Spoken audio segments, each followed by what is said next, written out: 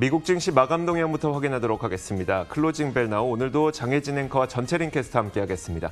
자, 먼저 전채린 캐스터 미국 증시가 어떻게 마감됐는지 3대 지수부터 살펴볼까요?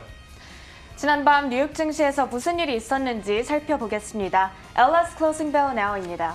목요일 주요 지수는 추가 부양책과 대선 불확실성을 주시한 가운데 강한 실적과 경제 지표에 힘입어 상승 마감했습니다. 특히 테슬라 등 기업 호실적과 실업 지표의 투자 심리가 살아난 건데요. 다만 부양책과 대선 불확실성으로 상승폭이 제한적이었습니다. 민주당과 백악관의 합의가 가까워지는 듯했지만 트럼프 대통령은 민주당을 비난하는 발언을 했습니다. 펠로시 의장을 겨냥해 경기 부양안을 위해 올바른 일을 기꺼이 하겠다는 의지가 안 보인다고 말한 건데요. 어제 펠로시 의장의 대변인은 의견차가 상당히 좁혀지고 있다고 밝힌 상태입니다. 하지만 이미 이 같은 말을 수없이 들었기에 시장에서는 대선 전 협상 타결에 대해서는 회의적인 모습입니다. 이런 가운데 월가 전문가들은 부양책 소식에 시장이 계속 민감하게 반응할 수밖에 없다고 진단했습니다. 한편 이란이 미국 대선을 방해하고 있다는 주장이 나오면서 대선 불확실성을 더욱 키웠는데요. 국가정보국 DNI의 국장은 미국의 적대적인 두 국가가 대선을 방해하기 위해 유권자 정보를 악용하고 있다 주장했습니다. 여기에 대한 추가적인 소식은 계속해서 지켜봐야겠고요. 한편 양호한 실적과 경제 지표는 오늘장 상승 재료였습니다. 테슬라는 3분기 사상 최대의 매출을 기록하고 5분기 연속 흑자 행진을 이어갔는데요. 이 외에도 코카콜라와 AT&T, 다우도 시장 예상을 웃도는 실적을 공개해줬습니다. 거기에 미국의 실업보험 청구자 수가 다시 70만 명대로 내려와 안도감을 줬습니다. 8월 후반 이후 80에서 9만 명 사이로 정체됐던 고용이 다시 회복세에 접어든 모습입니다. 다음으로 업종과 종목 살펴볼 텐데요. 오늘 업종별로 살펴보면 11개 섹터 전반적으로 올라줬습니다. 부동산과 기술주만 0.5% 내외의 하락을 보였고요. 오늘은 특히 에너지주가 4%대 가장 강하게 올라줬습니다. 또 JP모건과 모건스탠리의 국채 수익률이 4달 연속 강세를 나타내며 각각 3%, 2%대 올라줬는데요. 여기에 힘입어 은행주도 2% 가까이 상승했습니다. 이어서 자세한 마감 상황 살펴보겠습니다. 오늘 다우지수는 0.54% 올라줬고요. 28,360선 회복해줬습니다. 나스닥 지수는 상승폭이 가장 작았습니다. 0.2% 가까이 오르며 11,500선을 회복해줬습니다. S&P 500 지수는 18포인트가량 회복해준 모습이죠. 3,453회 장 마감했습니다. 이렇게 오늘은 상승 하락 재료가 혼재하며 다소 제한된 채 오른 뉴욕 증시 마감 상황을 전해드렸습니다. 이어서 상품 선물 시장도 살펴보시죠. 자, 먼저 국제 유가 보겠습니다. WTI 가격이 지난 밤 사이에 1.6% 정도 올랐습니다. 어제 전해드렸던 내용과 크게 차이가 없는 어떤 이유를 갖고 유가의 움직임은 서로 상반된 모습이 나타나고 있는데요. 전날 발표됐었던 에너지 정보청의 주간 원유 재고에 따르면 휘발유 재고가 190만 배럴 증가한 것으로 나타났습니다. 유가가 하락할 만한 요인이긴 한데 그럼에도 불구하고 원유 생산이 작년 같은 기간에 비해서 13% 감소했다는 소식도 같이 나왔거든요. 이것이 오히려 긍정적으로 작용을 했던 것으로 보입니다. 이 덕분에 유가는 오히려 1.6% 정도 올랐고요. 40.67에 현재 선물시장에서 거래되고 있습니다. 자, 반면에 금값은 약 1% 넘게 하락했습니다. 고용지표가 호조를 보이고 또 달러가 소폭 반등하면서 이것이 금값을 떨어뜨렸다는 분석인데요. 주간 실업보험 청구 건수가 호조세를 이어갔죠. 여기에 따라서 이제 달러 가치가 좀 올랐습니다. 이것이 금값의 부담 요인으로 작용을 하면서 금값은 1.18% 내린 1,906.8달러에 현재 선물시장에서 움직이고 있습니다. 자, 10년물 국채금리 한번 살펴보도록 하겠습니다. 자, 이날 눈에 띄는 점은 바로 10년물 국채금리였었는데요. 국채금리가 거의 4% 가까이 올랐습니다. 6월 이래 최고치를 기록했고요. 지표 호조 그리고 부양책에 대한 기대감 이런 것들이 긍정적으로 작용했기 때문이었습니다. 10년물 국채금리는 어느덧 0.9%에 다가서고 있는 모습입니다. 현재는 0.868%를 기록하고 있습니다. 자, 마지막으로 달러 인덱스 살펴보도록 하겠습니다. 고용지표의 호조와 그리고 부양책에 대한 기대감 이런 것들이 달러 가치를 좀 올렸습니다. 이런 때문에 0.36% 오르면서 달러 인덱스는 92.94를 기록하고 있습니다. 자, 이렇게 상품 선물 시장 살펴봤습니다. 글로벌 외신 확인하겠습니다.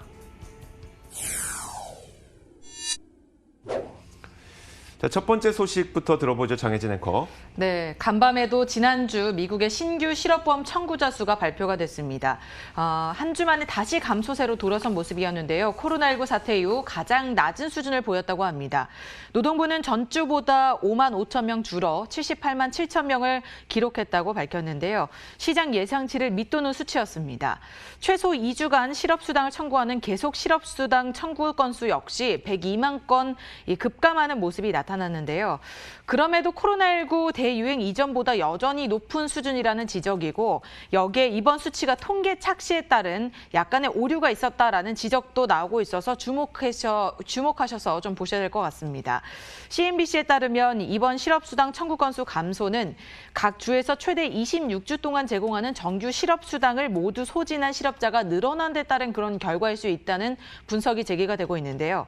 연방정부가 추가로 13주간 지급하는 팬데믹 긴급 실업수당 청구 건수가 지난달 27일부터 이번 달 3일 주간 기준 51만 건 급증한 것으로 나타났습니다. 한마디로 신규 실업보험 청구자 수는 줄었지만 이 팬데믹으로 인한 긴급 실업수당 등 타 보조금 신청이 증가했다는 얘기겠죠.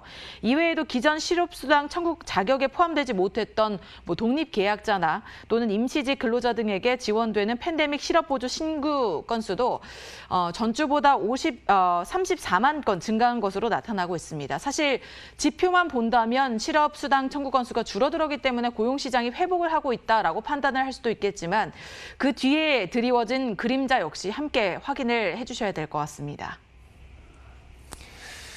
자, 억만장자 헤지펀드 매니저인 폴 튜더 존스가 엄청난 성장을 기록했던 애플과 구글과 같은 이런 성장 기업들의 초기 투자를 놓쳤다면 이곳에 집중을 하라면서 오히려 비트코인을 추천을 했습니다. 요즘 들어서 다시 한번 가상화폐가 관심을 받고 있는 모습인데요.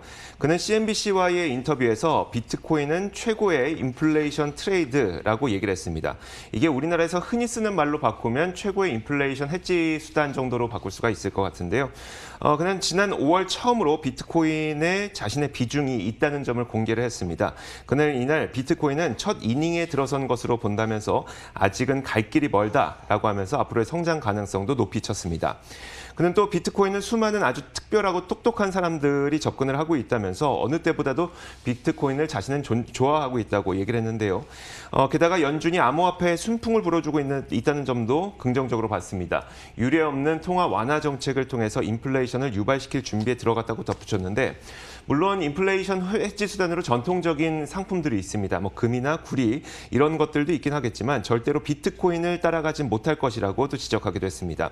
자, 이런 가운데 이날 비트코인의 가격은 13,000달러를 돌파하기도 했습니다. 네, 다음으로 종목 소식 이어갑니다. 이번에 골드만삭스에서 좋지 않은 소식이 들려왔는데요. 이 말레이시아의 1MDB, 말레이시아 개발 유한공사 부패 스캔들에 연루된 골드만삭스가 수조 원대 비자금 조성을 도와 부당 이득을 취한 혐의로 미국 내 해외 부패 사건 중 역대 사상 최고 금액의 이 벌금을 물게 됐습니다.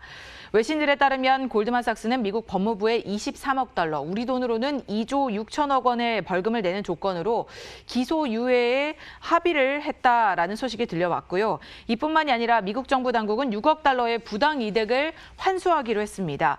총 합하면 29억 달러 정도가 되는데요. 우리 돈으로는 3조 3천억 원에 달하는 금액을 이번에 지불해야 되는 것으로 알려지고 있습니다. 다만 이를 통해 골드만삭스는 뉴욕시 법원에서 진행 중인 이 관련 재판에서 유죄 선고를 피할 수 있게 됐습니다.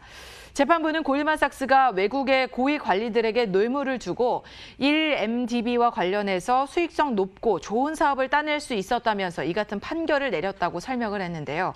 골드만삭스는 미국 외에도 홍콩 당국으로부터 3억 5천만 달러, 우리 돈으로는 4천억 원 정도의 벌금을 또 내야 합니다.